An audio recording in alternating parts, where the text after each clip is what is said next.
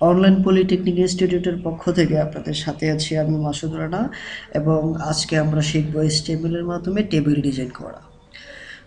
তো table design করার আগে আমরা প্রথমে জেনে নিই একটা টেবিলে সাধারণত কি থাকে। একটি টেবিল সাধারণত রো এবং কলামের সমষ্টি। কতগুলো কলাম থাকে এবং কতগুলো রো থাকে। কলামে সাধারণত হেডিং ডিক্লেয়ার করা থাকে এবং সেই অনুযায়ী আমরা ডাটা আমাদের টেবিলে ইনসার্ট করি।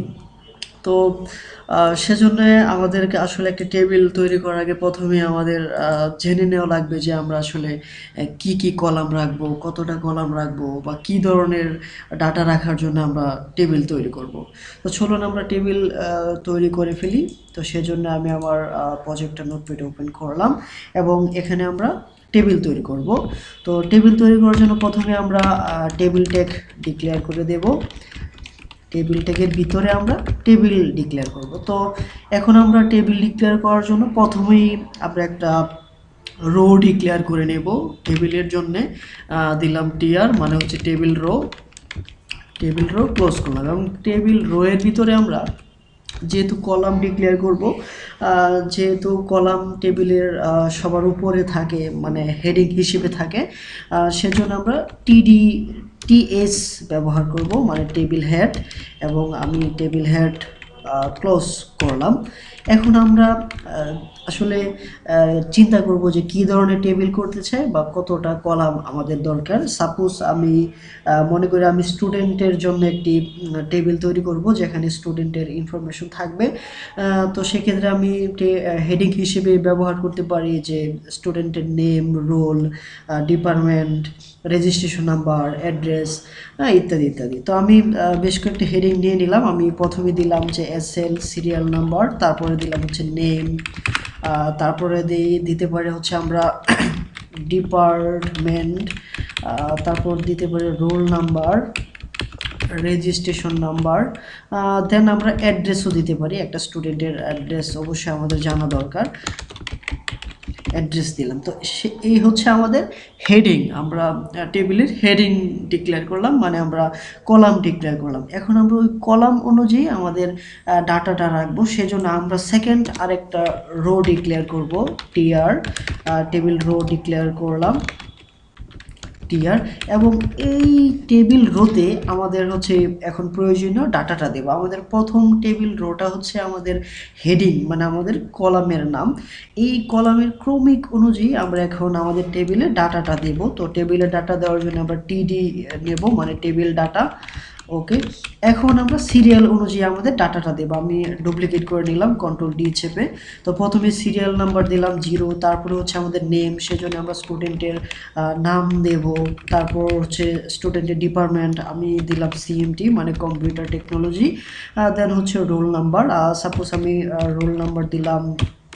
তারপর হচ্ছে রেজিস্ট্রেশন নাম্বার দিতে পারি, দিলাম। তারপর হচ্ছে অ্যাড্রেস, এখন আমরা অ্যাড্রেস দেবো। সাপোজ মনে করি আমি নরসিংদী দিলাম। তো সেই হচ্ছে একটা, এ হচ্ছে আমাদের টেবিলের হেডিং এবং এ হচ্ছে আমাদের টেবিলের ডাটা, মানে আমাদের কলাম অনুযায়ী, কলামের ক্রমিক অনুযায়ী আমরা টেবিলে ডাটা দিলাম। এখন যদি আমি একটু সেভ করলাম, এখন যদি আমি একটু ব্রাউজারে দেখতে চাই আউটপুটটা, তাহলে দেখব ঠিক এরকম আমাদের একটা টেবিল চলে আসে। এই হচ্ছে আমাদের TH, মানে টেবিলের হেডিং। এই হচ্ছে আমাদের টিডি, মানে হচ্ছে টেবিলের ডাটা। তো এখন একটা বিষয় খেয়াল করেন যে আমরা কিন্তু আমাদের ক্রমিক অনুযায়ী আমাদের ডাটাটা এন্ট্রি করছি। সেজন্য আমাদের নেমের নিচে নেম, ডিপার্টমেন্টের নিচে হচ্ছে ডিপার্টমেন্ট, এরকম চলে আসছে। কিন্তু আমি যদি এখানে ক্রমিকটা আসলে ফলো না করতাম, তাহলে কিন্তু আমাদের সে অনুযায়ী ডাটাটা আসতো না। সাপোজ আমি সেটা একটু আমি সিরিয়াল নাম্বারের পরে দিলাম হচ্ছে ডিপার্টমেন্ট, আমি একটু এলোমেলো করে দিলাম। এখন যদি আমি ব্রাউজারটা রিলোড করি, তাহলে দেখবো এখানে কিন্তু নেমের জায়গাতে আমাদের ডিপার্টমেন্ট চলে আসছে, ডিপার্টমেন্টের জায়গাতে হচ্ছে আমাদের নেম চলে আসছে। তো সেজন্য আমরা যখন টেবিল তৈরি করব, টেবিল হেডিংয়ের পর আমরা যে টেবিল ডাটা দিব, সেটা অবশ্যই খেয়াল করব যে আমাদের ক্রমিক অনুযায়ী সেটা আছে কি না, বা আমি ক্রমিক অনুযায়ী ডাটা এন্ট্রি করলাম কি না। ঠিক আছে। তো এখন আসি যে এই যে একটা টেবিল, এটা আসলে একেবারে সিম্পল মনে হচ্ছে। আমরা সাধারণত জানি যে টেবিলে কিছু বর্ডার থাকে, হ্যাঁ? তো সেরকম যদি আমরা দেখাতে চাই তাহলে আমরা কিভাবে করতে পারি? সেজন্য আমরা এই টেবিলের কিছু অ্যাট্রিবিউট ব্যবহার করব। যেরকম আমরা যদি বর্ডার দিতে চাই আমরা বর্ডার অ্যাট্রিবিউটটা দিব এবং এখানে আমি 1 দিলাম, মানে হচ্ছে 1 পিক্সেলে আমি বর্ডার চাচ্ছি। তো এখন সেভ করলাম। এখন যদি আমি একটু রিলোড করি দেখবো যে এখন 1 পিক্সেল বর্ডার চলে আসে এবং দেখতে অনেক ভালো লাগছে। তো এখন যদি আমি এই বর্ডারটা একটু বাড়িয়ে দিই তাহলে আসলে কি হবে একটু খেয়াল করি। আমি একটু বর্ডারের সংখ্যা বাড়িয়ে দিলাম এবং রিলোড করলাম। তো এখন দেখেন বর্ডারটা একটু বেশি হয়ে গেছে, 5 পিক্সেল হয়ে গেল। তো এই আর কি। তো এখন আমি টেবিলে আরও কিছু ডাটা এন্ট্রি করব। সেজন্য আমি এখান থেকে হচ্ছে প্রথম টি দিয়ে আমি মার্ক করলাম এবং কন্ট্রোল ডি দিয়ে আমি ডুপ্লিকেট করলাম এবং আবারও কন্ট্রোল ডি দিলাম, ডুপ্লিকেট করলাম। এখন আমি একটু চেঞ্জ করে ডাটা, এই হচ্ছে নাম্বার 2 এবং স্টুডেন্টের নেম হচ্ছে ইমন এবং তার ডিপার্টমেন্ট হচ্ছে আমরা দিই ইএমটি, রোল নাম্বার সেম থাক আর আমরা অ্যাড্রেসটা দিই বগুড়া দিলাম। দেন হচ্ছে আমি হচ্ছে 3 নাম্বার সিরিয়াল এবং তার নাম দেব রনি দিলাম এবং সে হচ্ছে এইডিটি ডিপার্টমেন্টের স্টুডেন্ট এবং আমি রোল নাম্বার একটু চেঞ্জ করি, যদি এগুলো ডেমো। ওকে, এবং অ্যাড্রেসটা আপাতত নরসিংদী থাক। এখন আমি যদি একটু রিলোড দিই দেখবো আমাদের টেবিলে আরও কিছু ডাটা এন্ট্রি হয়ে গেল। তো এখন আমরা যদি এই টেবিলটা আসলে এটা যে একটা টেবিল, এখানে কিছু ইনফরমেশন রাখা আছে বা এই টেবিলটা কিসের টেবিল আমরা যদি এরকম বুঝাতে চাই বা ক্যাপশন দিতে চাই তাহলেও দিতে পারি। সেজন্য আমরা আমাদের টেবিল ট্যাগের পরে আমরা ক্যাপশন ব্যবহার করব টেবিলের জন্যে। ক্যাপশন ট্যাগ আমি ক্লোজ করলাম। ওকে, এবং ক্যাপশনে আমরা উল্লেখ করে দেবো যে আমরা আসলে এটা কী ধরনের টেবিল বা কিসের টেবিল বা এই টেবিলে কী ইনফরমেশন আছে এরকম। তো আমি দিলাম স্টুডেন্ট ইনফরমেশন। এখানে হচ্ছে স্টুডেন্টের ইনফরমেশন রাখা আছে। এখন যদি আমি একটু রিলোড করি দেখবো এখানে ক্যাপশন চলে আসছে। এই তো এখন আমরা এই যে টেবিল সেটার যদি আমরা উইড আসলে বাড়াতে চাই আমাদের নিজেদের ইচ্ছে মতো কিন্তু উইড আমরা বাড়াতে পারি। সেজন্য আমরা এখানে উইড অ্যাট্রিবিউট ব্যবহার করব এবং উইড হিসেবে আমি আপাতত 700 দিলাম, মানে 700 পিক্সেল। আমরা আসলে পিক্সেল উল্লেখ করে দিতে পারি, না দিলেও সমস্যা নাই টেবিলের ক্ষেত্রে। এখন যদি আমি ব্রাউজারটা রিলোড করি দেখবো আমাদের এই টেবিলের উইড বেড়ে গেছে। হ্যাঁ, তো এখন আমরা এই টেবিলটা যদি সেন্টারে রাখতে চাই তাহলে কি করতে পারি? তাহলে আমরা এখানে অ্যালাইন অ্যাট্রিবিউট ব্যবহার করব এবং অ্যালাইন অ্যাট্রিবিউট আমরা ভ্যালু হিসেবে লিখব হচ্ছে সেন্টার। ওকে, এখন আমি সেভ করলাম এবং যদি রিলোড দিই দেখবো আমাদের টেবিলটা সেন্টারে চলে আসছে। তো এখন যদি আমরা আমাদের এই টেবিলের ব্যাকগ্রাউন্ড দিতে চাই তাহলে কি করতে পারি? তো সেজন্য আমরা এখানে আরেকটা অ্যাট্রিবিউট লিখতে পারি হচ্ছে বিজি কালার এবং বিজি কালারে আমি পিঙ্ক কালারটা দিলাম। এখন যদি আমি রিলোড করি দেখবো আমাদের টেবিলের ব্যাকগ্রাউন্ড পিঙ্ক কালার হয়ে গেছে। তো সে হচ্ছে আমাদের টেবিল।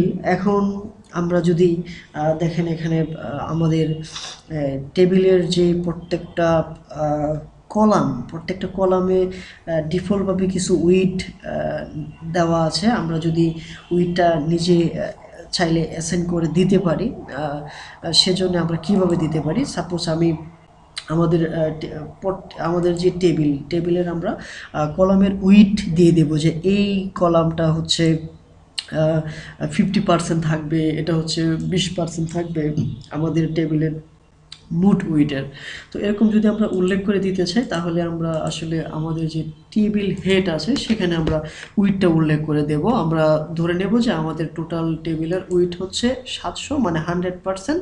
এই 100%-এর মধ্যে আমাদের এসএল কলামটা আসলে কত পার্সেন্ট হবে সেটা আমরা এখানে উল্লেখ করে দেব। আমি উইট এটার আপাতত রাখলাম 5%।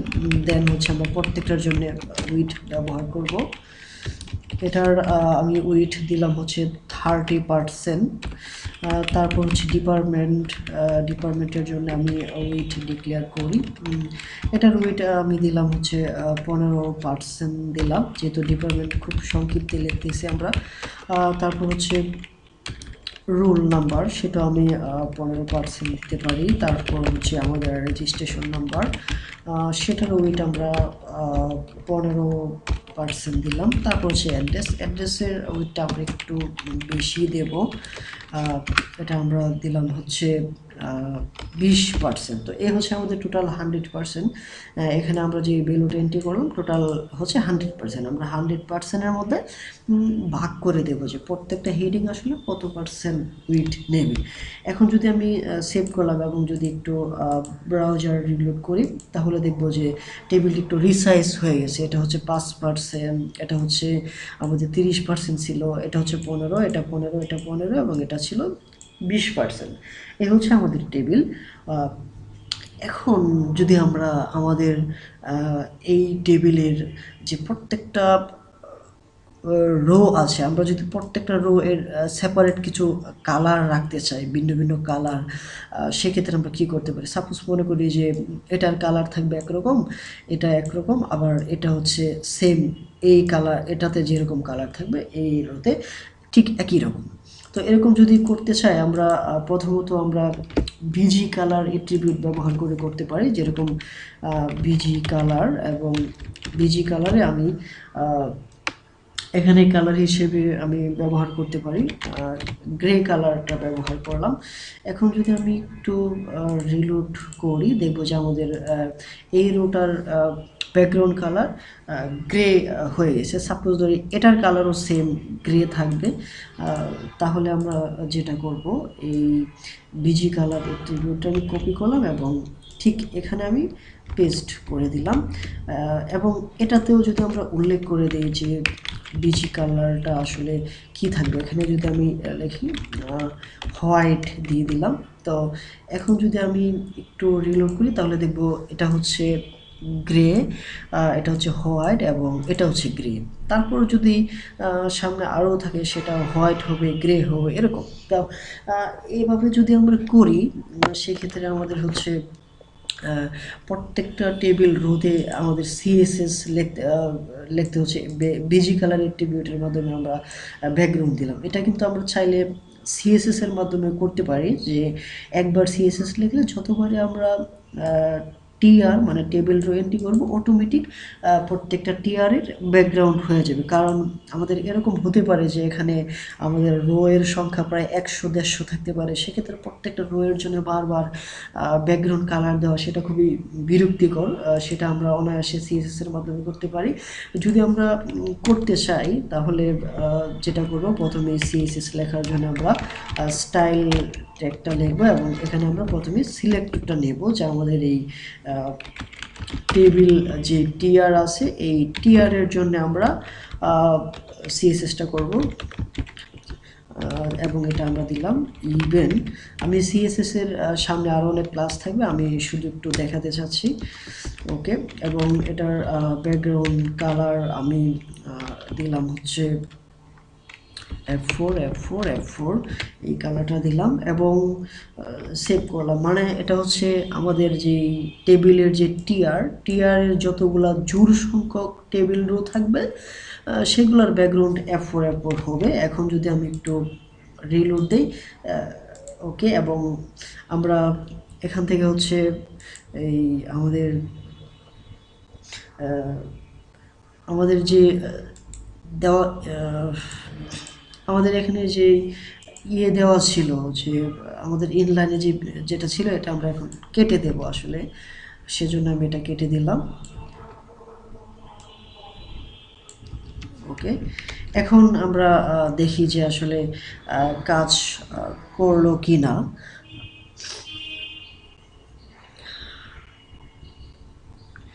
আর এখানে হচ্ছে অ্যান্টি এজ হবে আমাদের, অ্যান্টি এজ। ওকে, এখন আমরা সেভ করি এবং একটু রিলোড করি, তাহলে দেখবো যে এখানে হচ্ছে আমাদের যেই কালারটা আমরা দিলাম সেটা হচ্ছে নিয়ে নিছে এই আর কি। তো জোড় সংখ্যক রো, এটা হচ্ছে আমাদের দ্বিতীয় নাম্বার রো, কারণ এটা ছিল আমাদের প্রথম রো আমাদের টেবিলের। এটা হচ্ছে সেকেন্ড 2 নাম্বার রো, এটা হচ্ছে 4 নাম্বার রো। কারণ আমরা সিএসএস এ বলে দিলাম যে জোড় সংখ্যক রো এর জন্য ব্যাকগ্রাউন্ড সাদা হবে।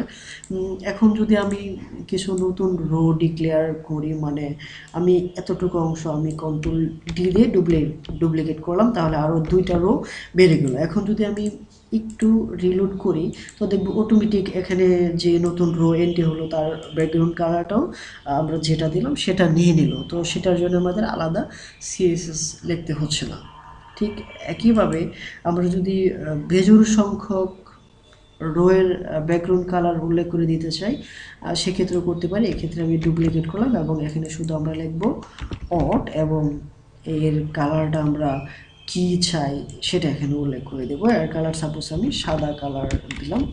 এখন যদি আমি রিলোড দিই, তাহলে দেখবো যে এটা হচ্ছে সাদা কালার, বেজোড় সংখ্যক প্রত্যেকটা সাদা, এবং এটা হচ্ছে অন্য কালার জোড় সংখ্যকের জন্য। এখন আমি যদি উল্লেখ করে দিতে চাই যে আসলে আমার হেডিংয়ের জন্য ব্যাকগ্রাউন্ড কালার সবসময় পিঙ্ক থাকবে অথবা অন্য কালার থাকবে, সেক্ষেত্রে আমরা আমাদের শুধু হেডিংয়ের জন্য আমরা এখানে বিজি কালারের টিবিটের মাধ্যমে সেটা উল্লেখ করে দিতে পারি। সাপোজ আমি এখানে বিজি কালার হিসেবে আমি অরেঞ্জ দিয়ে রাখলাম, তাহলে আমি একটু রিলোড দেব। ও আচ্ছা, ওই সিএসএস এর জন্য সেটা আসলে পাচ্ছে না। ওকে, তো সমস্যা নাই। এ হচ্ছে আমাদের টেবিল। এভাবে আমরা যত খুশি তত ডাটা এন্ট্রি করতে পারি। সাপোজ আমি এখান থেকে আরও কিছু রো আমি ঠিক এ পর্যন্ত ডুপ্লিকেট করলাম, তাহলে আমাদের প্রায় অনেকগুলা রো হয়ে গেল। এখন যদি আমি আমাদের ব্রাউজার রিলোড করি, তাহলে দেখবো এই হচ্ছে আমাদের ঠিক এইভাবে টেবিলটা চলে আসে। তো ঠিক আমরা এইভাবে টেবিলের মাধ্যমে ডাটা তৈরি করতে পারি। আজকে এ পর্যন্তই। ধন্যবাদ সবাইকে।